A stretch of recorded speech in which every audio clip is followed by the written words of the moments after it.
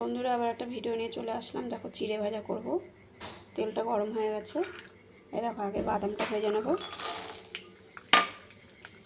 বাদামটা হয়ে গেছে ভাজা। একটু শুকনো লঙ্কা দিয়ে দিলাম, কারি পাতাটা আমার হয়ে গেছে ভাজা। আর দেখো এক বাটি চিড়ে নিয়ে নিয়েছি, পাতলা চিড়েটা।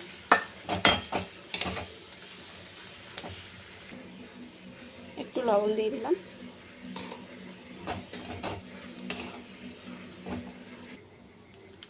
বাদামটা দিয়ে দিলাম।